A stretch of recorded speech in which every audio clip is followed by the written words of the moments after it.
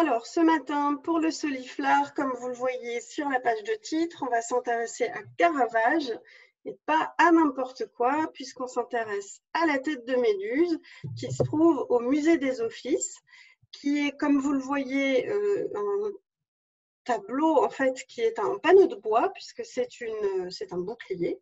En vérité, ce que vous voyez, c'est tout simplement la tête de Méduse qui est tout simplement coupée à l'instant. On le voit ici hein, avec les traces de sang qui apparaissent ni plus ni moins, la giclure de sang hein, que Caravage représente de manière assez impressionnante. Et vous le voyez, ces serpents hein, qui sont contractés autour de la tête de Méduse, tête qui est elle-même figée dans ce cri d'effroi, de douleur. En fait, elle est saisie au moment, à l'instant même de sa mort. Il s'agit en vérité d'une toile sur lin, hein, donc c'est de l'huile sur toile, qui a été tout simplement apposée sur ce qu'on appelle une rondache de parade, qui est en fait un bouclier hein, de parade, qui a été réalisé à la demande du cardinal Del Monte, pour lequel Caravage travaillait à l'époque à Rome. Je m'aperçois que je ne vous ai pas mis la date, pardon, c'est une œuvre qui date de 1597. Et il se trouve que Caravage réalise cette œuvre donc, pour le cardinal Del Monte, qui l'offre au grand-duc de Toscane, Ferdinand Ier de Médicis. Je vais revenir évidemment là-dessus. En revanche, cette œuvre, qui se trouve donc au musée des Offices à Florence, a un équivalent qui n'a été découvert que au XXe siècle, puisque c'est une autre tête de Méduse que voici ici, qui a été découverte en 1994 et dont les dernières recherches nous indiquent qu'il s'agit véritablement d'un Caravage. Il n'y a pas de doute hein, sur l'authenticité de l'auteur. Vous le voyez, le visage est quasiment figé dans la même expression, la teinte est légèrement différente, mais on retrouve bien le même travail.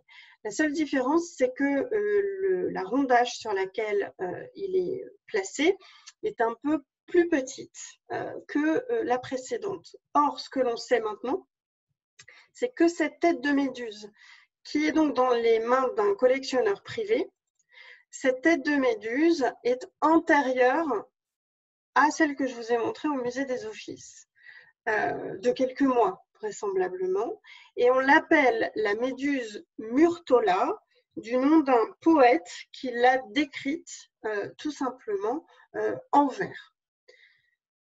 J'avance un peu pour vous préciser que le destinataire de cette tête de Méduse, donc c'est la première hein, que je vous ai montrée, qui est le grand-duc de Toscane, Ferdinand Ier de Médicis, était familier de la thématique de la Méduse, puisque c'est un thème qu'il affectionnait particulièrement, et on le retrouve dans un grand nombre des œuvres de ses collections. Je ne vous en présente que très peu, avec d'abord ici cette tasse farnèse, qui date de la fin du IIe siècle de notre ère et qui se trouve au musée de Naples, au musée Capodimonte à Naples, qui a appartenu à Laurent le Magnifique, donc Laurent de Médicis, qui l'a acheté en 1471 et l'a considéré comme une des pièces majeures de sa collection.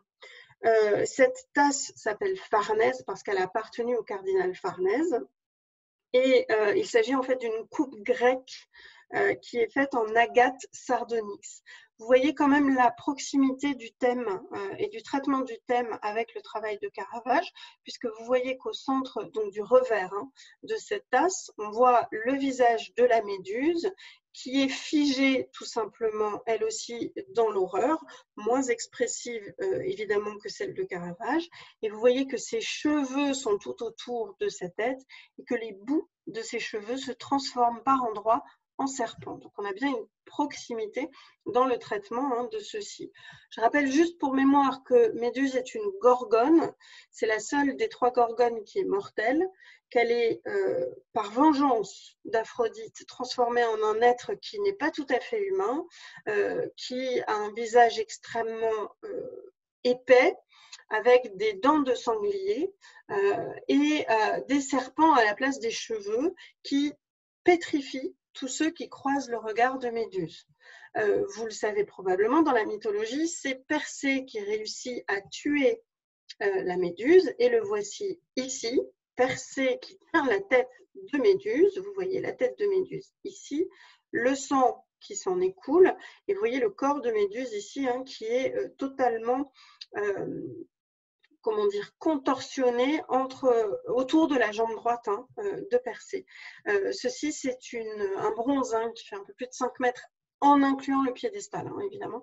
La statue elle-même fait à peu près 2 mètres, qui se trouve sur la Loggia dei Lanzi à Florence, qui est juste en face du Palazzo Vecchio, et qui montre véritablement le lien entre Florence et ce mythe de la Méduse.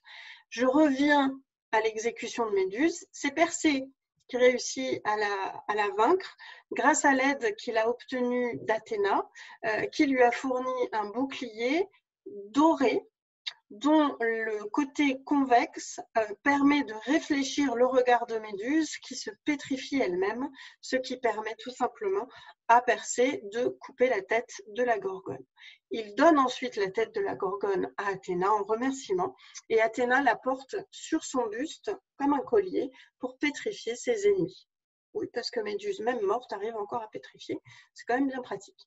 Vous voyez qu'ici, Cellini a tout simplement supprimé le pouvoir de Méduse puisqu'elle a les yeux fermés. Hein. Si ses yeux sont fermés, elle ne peut pas pétrifier. Et vous voyez que le sang ne gicle pas. Hein. C'est évidemment le support, le bronze qui fait ça. Mais ce n'est pas la même démarche dans le travail de Cellini que dans celui de Caravage précisément. Alors on va revenir à la tête de Méduse de Caravage qui se trouve toujours au Musée des Offices, qui est donc peinte sur un bouclier. Alors sur l'image ici, vous ne le voyez pas, mais il y a une forte déclivité puisqu'il y a 15 cm d'écart entre le centre de la rondache et les bords externes de la rondache. Donc ça, c'est quand même un tour de force hein, technique que de donner cela. Vous remarquerez que dans la manière de faire de Caravage habituelle, on saisit le moment au moment où il se déroule véritablement, c'est la stupeur, l'horreur et la douleur de Méduse qui est représentée ici à travers ce visage hein, qui est figé dans cet instant. Mais ce qui est remarquable, c'est que vous voyez qu'on a vraiment l'impression du mouvement des serpents. On a presque l'impression d'une troisième dimension là-dedans. Alors pourquoi cette thématique, on ne le sait pas, à part que les Médicis affectionnaient particulièrement le mythe de la Méduse, mais on pense que Caravage a peut-être voulu se mesurer à un maître, en l'occurrence à Léonard de Vinci, car on sait que, et on le sait parce que Vasari l'a indiqué, on sait que Léonard de Vinci avait réalisé une tête de Méduse peinte sur un bouclier qui appartenait à Laurent le Magnifique. Ce panneau, malheureusement, a disparu. Mais à l'époque où Caravage peint le sien, il a très bien pu voir l'original, soit directement à Florence, mais il y a peu de chance, soit par des gravures. Ou alors, il en fait simplement l'ekphrasis, il a pu simplement lire la description qui en est faite et vouloir se mesurer à lui. Et on sait que l'œuvre de Léonard était en fait très largement inspirée de la tasse farnèse que je vous ai montrée. En tous les cas, l'œuvre de Léonard était bien plus petite et évidemment, parce que c'est Léonard, ne saisissait pas ce mouvement d'horreur absolue. Léonard veut représenter les mouvements de l'âme, certes, mais il y a quand même quelque chose de... Il est rarement dans l'expression de la laideur absolue. Ce qui est intéressant enfin, c'est que certains spécialistes voient dans cette tête de Méduse un autoportrait de Caravage et certains ont voulu le comparer précisément avec la Méduse Murtola qui a été étudiée il y a très peu de temps. Alors je vous la remontre ici et il se trouve qu'avec une radiographie, on a vu qu'il y avait un travail sous-jacent et que en l'occurrence, ce travail ressemblait à ça. Or, ce que vous voyez, c'est un autoportrait de Caravage. Et Caravage, on le sait, hein, pour ce garçon mordu par un lézard, le lézard est là, c'est portraiturer en se regardant dans le miroir pour saisir l'émotion, la douleur en fait, ni plus ni moins. Or, si vous regardez ici, vous avez effectivement la reprise de cela. Ça va même plus loin parce que le dessin sous la tête de Méduse renvoie à celui-ci. Maintenant, si vous regardez bien ce visage et celui-ci, c'est quand même pas le même. Donc, il a pu se servir de son autoportrait pour l'expression de l'émotion, du sentiment, mais ça ne veut pas dire pour autant que la Méduse, c'est son autoportrait et que c'est Caravage qui se montre au moment de se figer, c'est-à-dire que comme il se regarde dans le miroir en Méduse, c'est comme s'il allait se tuer lui-même en se pétrifiant. Bon, il y a parfois un peu chez les historiens de l'art des réflexions et des interprétations qui sont un petit peu trop poussées. Quoi qu'il en soit, je reviens à celui des offices pour vous préciser que ce qu'est ce tableau, ou ce bouclier, c'est avant tout une démonstration de technique remarquable parce que pour réussir à représenter un visage sur cette surface convexe de manière cohérente, pour lui donner l'impression que les serpents sortent véritablement du tableau, eh bien, on sait que Caravage a dû utiliser un miroir convexe.